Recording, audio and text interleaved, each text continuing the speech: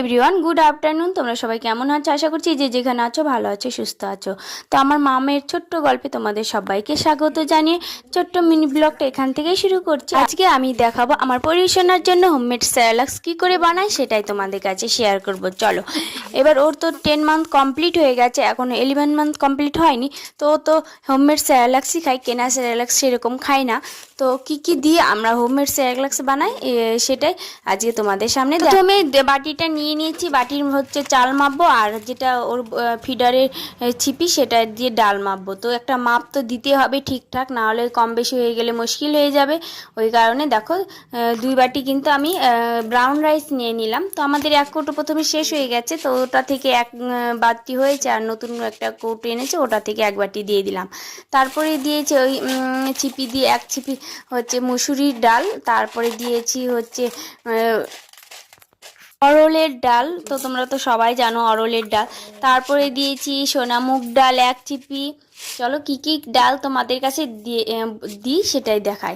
এটা হচ্ছে সোনামুগ ডাল, আর এখানে হচ্ছে মটর ডাল, আর একটা ডাল ছিল হচ্ছে ছোলার ডাল ছিল। তো সেটা হচ্ছে একটু ঘরটা ফাঁকা ছিল, তো বাদরে নিয়ে চলে গেছে, ওর জন্য আর দেওয়া হলো না, কালকে নিয়ে চলে গেছে। আর একটা থালাতে তো ডাল আর চাল নিয়ে নিয়েছি, আর একটা এবার নিয়ে নেব হচ্ছে ড্রাই ফ্রুট। কী কী নিলাম, প্রথমে যেগুলো মানে মাটির নিচে হয় সেই বাদাম দিলাম, তারপরে দিলাম কাজু বাদাম, তারপর দেবো কিশমিশ, তারপর দেবো আমন্ড। তো চলো, তোমাদের যারা ছোট ছোট বেবিদের হোমমেড স্যালাক্স খাওয়া, তো এরকম খাওয়া নাকি অবশ্যই কমেন্ট করে জানিও। আর যদি ভুলভাল কিছু মানে দিয়ে থাকি তো সেটাও কিন্তু জানিও, যেহেতু আমি জানি না প্রথম তার জন্য কিন্তু তোমাদের বলছি।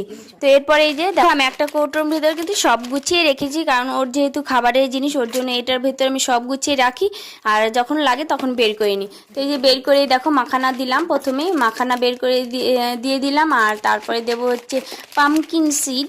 তো আমি কিন্তু ওর ভেতরে কিন্তু জোয়ানও দিই, কারণ ওর একটু হজমের জন্য একটু জোয়ানও দিই। তো বেশি পরিমাণ দিই না, অল্প পরিমাণে দিয়ে দেবো, পরে যে ভেজে দেবো, তার জন্য তোমাদের দেখাইনি। আর তারপরে দিয়েছি হচ্ছে সয়াবিন, তারপর দিলাম ভুট্টা, এবার দেবো ফ্লাওয়ার সিড, তারপর দেবো পেস্তা। তো এত কিছু দিয়ে কিন্তু আমার হোমমেড স্যালাক্স বানাই। তো তোমরা যারা নতুন আছো, ভিডিওটা কেমন লেগেছে অবশ্যই কমেন্ট করে জানিও, আর যদি নতুন হয়ে থাকো তাহলে অবশ্যই ফলো করো, পাশে থেকো।